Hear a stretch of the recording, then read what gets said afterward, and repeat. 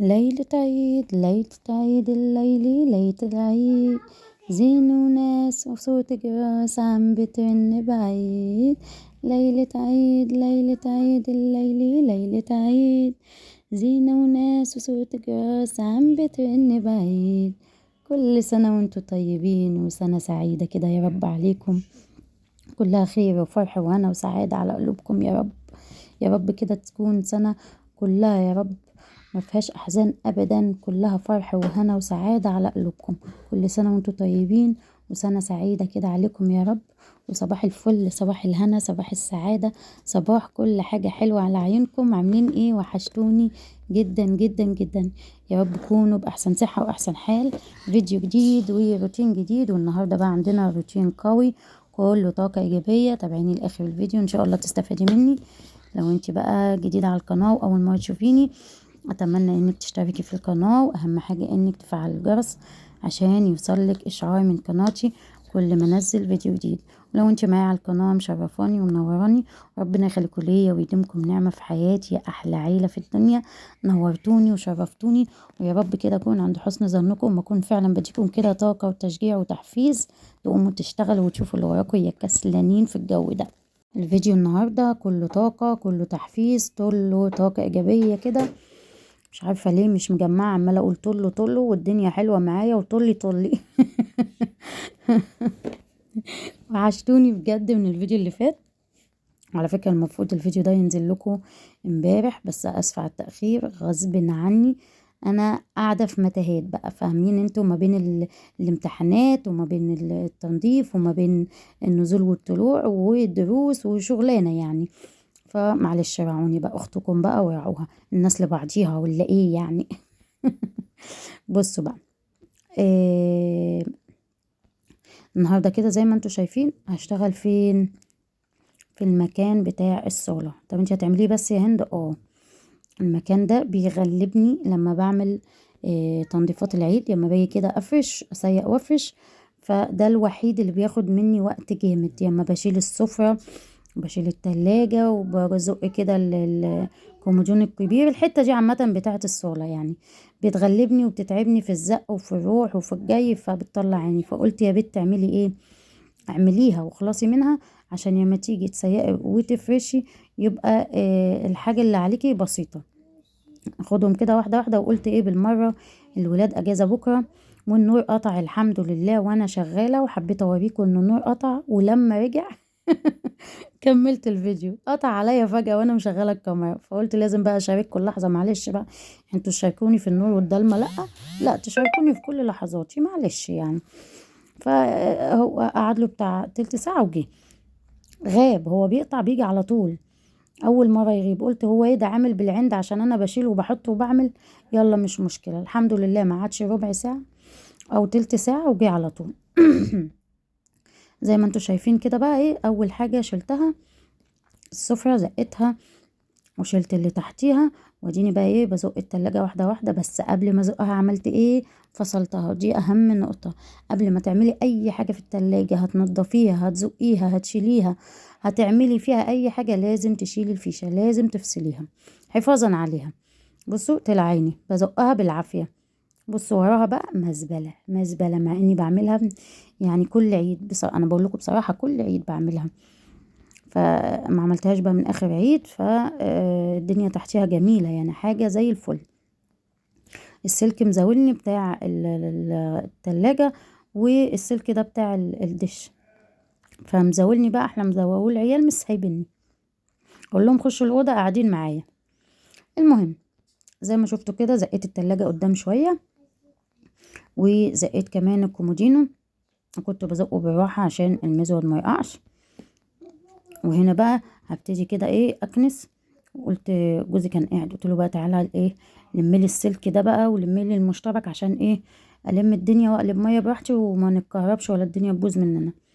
فقال لي ماشي اهو. هو بقى عبال ما يشيل السلك ويعمل، هنضف انا التلاجة من ورا. بصوا كمية التراب اللي فيها. لازم تتنضف حفاظا عليها برضو تحت وفوق. وعايزه اقول لكم الحته اللي هي عند الطبق ده، اللي هو تحت ده، اللي بيبقى مكانه البخار، بتنزل فيه المية وبيطلع منه البخار، نضفتها كويس جدا لان كانت مليانة تراب. وناخد بالنا بقى ايه منها برضو، ليكون في سلكة كده ولا كده نبوظ التلاجة. العملية مش ناقصة. وهنا بقى كان عمال يظبط لي السلك عشان بقى ايه اعرف اكب مية براحتي واسيق براحتي بقى وادعك كده واظبط الدنيا. انا استغليت الفرصة وقلت بقى ايه اشيل التراب كده من التلاجة، والحتة اللي هي بتاعة الباب الالمونتان بتاع اوضة النوم. بصوا كان مليان تراب من فوق، مع اني والله بعمله على طول. وزعفت الحيطان وظبطت كده الدنيا، نضفتها تنظيف حلو يعني. عايزه اقول لكم ارتحت اخر راحه لما عملت الموضوع دوت بجد والله. لكن انا لو عملته يوم ما هفرش كان هيطلع عيني حرفيا. هو طلع عيني حرفيا بس قضى اخف من قضى، فاهمني؟ لما اعمل كله مره واحده غير لما اعملهم واحده واحده، يعني يوم ورا يوم، فاهمني؟ يعني بريح يعني، اعمل حته واريح، اعمل حته واريح، غير لما تعملي كل واحد مره واحده تتهد حيلك. يعني عملت، فاهمني؟ هنا بقى ايه مسحت الباب بقى، جبت الفوطه وبلتها، مسحت الباب ومسحت ظهره ومسحت الحته اللي فوق. وعلى فكره انا مسرعه الفيديو ده برضو بتاع ساعتين، خليتهولكوا 17 دقيقة عشان برضو أصحاب الباقات حبايبي اللي متابعيني. مش عايزة أطول عليكم الفيديو، بس أرجوكم ورجاء محبة من أختكم ما تتخطوش الإعلانات وشغلوا الإعلانات. تمام. حطوا اللايك برضو أهم حاجة. بصوا بقى قلبت شوية مية سخنين كده من الكتل، سخنت مية كده في الكتل وقلبت شوية مية سخنين، ونزلت بشوية كلوروكس للألوان. ادعك بقى الارض دعكه حلوه كده بالمكنسه الناشفه بتاعتنا، وكانت مغلباني كل شويه تتشال وتقع. رحت ماسكه منديل وماسكاها بيها ومسكت الحمد لله، ما اتخلعتش تاني، كانت مطلعه عيني. بصوا خليت الارض فله. سيبك انتي، النظافه عنوان البيت، النظافه عنوان البيت. الحته دي بتاعت السفره، الصاله، هي دي الصاله بتاعتي، حاطه فيها السفره وحاطه فيها التلاجة وحاطه فيها الكومودين الكبير، واخده المساحه كلها. ما هودي فين؟ هو ده عفش، هودي فين يعني؟ ربنا يكرمني كده ويرزقني، وتدعوا لي كده دعوه حلوه من قلبكم اطلع على شقه كبيره كده حلوه. ادعوا لي، انا عايشه بدعواتكم، ادعوا لي وكلامكم الحلو اللي بيكبر الخاطر. تمام. زي ما انتوا شايفين بقى كده، بعد ما دعكتها دعكه حلوه سحبتها بالمساحه، وجبت برضو ميه سخنه وحطيت شويه معطر فريده طبعا بتاعنا الجميل، وشويه ملح. وهبتدي بقى ايه انضف بقى ايه بالشرشوبه زي ما انتوا شايفين. راحت فله، شايفين؟ ده اقول لكم كمان شموا ريحه النظافه في الحته، شموا ريحه النظافه في الحته، ريحتها قشطه، ريحه النظافه كده طالعه بتبج منها. لا انا لو عليا كنت عايزه اخش على الشقه كلها واسيقها واخلص، بس مين لسه اصلي وداخله على امتحانات ولسه يعني. المفروض النهارده كان عندي امتحانات وبكره كان عندي امتحانات، بس بمناسبه الاجازه اللي حصلت اللي عطاها لنا الوزير يوم 30 اللي هو كان امبارح، فقالوا لنا الامتحانات بتاعت سنه اولى وتانية ابتدائي هتبقى يوم الخميس. فانا كده عندي امتحانات يوم الخميس لسنه اولى وسنه رابعه، فقلت يا بنت انتهزي اليوم دوت. كده كده العيال ما عندهمش امتحانات، هو في مذاكره.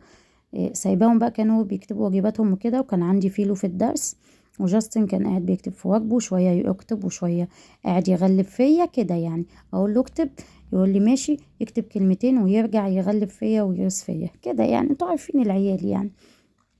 فمن هنا لهنا لحد بقى ما خلصت وقعدت معاه وذاكرت له، يعني ايه شويه كده وشويه كده. قلت ايه يا بت عشان اخلص من حاجه. مسحت بقى السفره مسحه كويسه. طب ايه الكومودينو ده يا هند؟ ده الكومودينو التاني بتاع اوضه النوم، طبعا عشان ملهوش مكان في اوضه النوم حاطاه على السفره زي ما انتوا شايفين، وحاطه جواه عاملاه زي الجزامه وحاطه جواه جزم. هو طبعا حرام وهبوظ الدنيا، بس انا راكناه كده من ساعه ما جيت الشقه دي، مش عارفه احطه فين بصراحه، ما عنديش مكان انتوا عارفين. والتاني حطاه في الأوضة بتاعة الأطفال، في الدولاب من تحت، حطاه واحد هنا وواحد هنا. بس عايزة اقول لكم بصوا بحالته زي ما هو. بصوا مجرد بس ما مسحته ولمعته راح قشطه. انا محافظة على حاجتي ومخليه زي الفل برضو، مش معنى ان انا ركناه وسايباه هسيبه يبوظ، لا، بمسحه وبنضفه على طول ومظبطاه. مسحت بقى مكان السفرة وسبتها اول ما نشفت. عبال ما مسحت السفرة كانت نشفت، ارجعها بقى مكانها. وكنت زقيت كمان التلاجة كده خلصت كده بالنسبة للسفرة والتلاجة. فاضل بقى ايه؟ تظبيط التظابيط في الاخر. سيقنا وظبطنا، فاضل تظبيط التظابيط. تعالي بقى نظبط التظبيط بتاعتنا. تقولي ايه يا هند، حطيتوا لايك ولا لسه؟ حطيتوش لايك وزعلانه منك والله. انتي لو معايا في الفيديو لحد دلوقتي حطيتيش لايك هزعل منك جدا، وانا زعلي وحش. ها، زعلي وحش وخطير خطير خطير. ازق بقى ايه الكومودينو كده، وقبل ما ازقه همسحه وامسح التلاجة من الجناب عشان انضفهم برضو كويس، واسيبها كده بتلمع وزي الفل. مسحت الكومودينو من الجنب ومن الظهر، وفاضل الجنب التاني ومن قدام. هنشيله ده كله برضو اللي على الكومودينو وهمسحه مسحة حلوة. نرجع بقى الكومودينو مكانه، وبرضه هشيل المفرش دوت وهحط واحد تاني زيه شبه بالظبط. ستارة زيه. دي ستارة يا جماعة كانت قديمة عندي، فانا قسماها على جزئين وثلاث اجزاء، وبشيل واحدة وبحط التانية، بشيل واحدة وحط التانية. هي واحدة ومقسماها على 3 اجزاء، فبشيل واحط الواحدة تتوسخ او اشيلها تتغسل وبحط واحدة تاني مكانها. فاهميني؟ عاملاها كده زي ايه، زي مفرش يعني. اصل كومودينو كبير فانا مداريه، لان عنده كمان الحته اللي في النص دي مفتوحه، فحاطه فيها العلاج. لما فيها العلاج كله بتاع الولاد حاطه جواها، فطبعا المنظر مش حلو لما تبقي قاعده كده في اوضه الانتريه والعلاج في وشك في كومودينو. فانا حاطه الستاره ديت كمنظر، المنظر برضو كويس وشيك، وفي نفس الوقت ايه مش مبينه الحاجه اللي من جوه. فاهمين قصدي؟ بس انا بقى حطيت السفره بتاعتي، امسحها مسحه حلوه عشان احط الازاز بتاعي. بصوا بتروح بتلمع على طول. عايزه اقول لكم ان انا كان نفسي ابيضها ابيض. قولوا لي ايه رايكم؟ عشان انا ضاربه في دماغي كده بقى لها فتره ان انا ابيضها واخليها بيضه. ايه رايكم؟ ابيضها واخليها بيضه؟ قولوا لي رايكم، هتبقى حلوه؟ ابيضها هي والكراسي بتاعتها، اجيب لها لاكيه ابيض اللي هو اللميع دوت وابيضها بيه. ادوني رايكم، هتبقى حلوه ولا خليها زي ما هي كتغيير يعني؟ ممكن مش دلوقتي يعني، فيما بعد. تقولي رأيكم في التعليقات وقولوا لي ايه رأيكم، اعملها ولا ما اعملهاش. انا هاخد برأيكم وهستنى رأيكم في التعليقات وتقولوا لي. لو قلتوا لي اعمليها هتبقى حلوة، هجيب لك ايه ابيض واعملها. تمام، هستنى تعليقاتكم وهستنى رأيكم. ماشي. بس مسحت بقى التلاجة كده بالمرة. لسه كمان عايزين نعمله التلاجة، هنسيبها برضو اليوم تاني براحتنا براحتنا كده، واحدة واحدة، جزء جزء ناخده كده، جزء جزء ونعمله براحتنا. ماشي، زي ما متفقين بناخدوهم كده ايه، واحدة واحدة وقطعة قطعة، ونخلصهم كمان أوضة أوضة. فاهميني؟ شلت بقى الستارة، وهجيب برضو ملمع الزجاج بتاعي. بس قبل ما امسحه بمسح التراب الأول، لو في أي تراب ولا أي حاجة بمسحه الأول بفوطة ناشفة، وبعد كده بجيب الملمع بتاع الزجاج وامسح بقى بالفوطة المبلولة. بصوا بيلمع على طول ويروح قشطة رخام. الكومودينو الكبير يا جماعة بتاع اوضة النوم بتاعتي، بصوا بيلمع على طول، حاجة كده شغل فخر من الاخر ما اقولكوش يعني.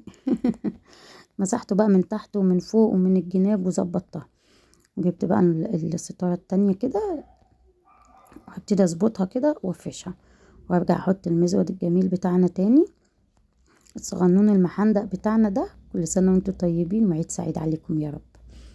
وهولعه لكم في اخر الفيديو. استنوا استنوا، اوعي تمشي من اخر، ده احلى حته اخر الفيديو لما تشوفوه كده وهو مولع هو والشجره. وهضلم لكم الدنيا كده تشوفوا الدنيا وجمالها. قولوا لي بقى رايكم. بصوا هنا بقى فرشت كده المفرش الصغنون ده كده، حاجه كده ايه مؤقته لحد ما احط بقى ايه المفرش التاني الابيض. انا سايباه الفرش العيد مش دلوقتي. ونرجع بقى نفرش السجاده الجميله بتاعتنا. خلاص خلصنا. رجعت بقى السجادة مكانها بتاعة الانتريه، وظبطت الزباطيط وظبطت الدنيا، واوريكم بقى الشكل النهائي بالنسبة لهذه المنطقة. تمام زي ما انتوا شايفين بقى كده. بصوا الله، ريحة النظافة والحاجة بقت نظيفة وبتلمع والدنيا بقت نظيفة. انا بحب النظافة جدا جدا جدا طبعا. بصوا ايه رأيكم في المزود؟ قولوا لي كمان ايه رأيكم كده في المزود. تمام، والشجرة الجميلة بتاعتنا، وبيتي كده المتواضع الصغنن الجميل. شايفين كمان بابا نويل والحتة اللي فوق دي، على فكرة كل دول مسحتهم برضو.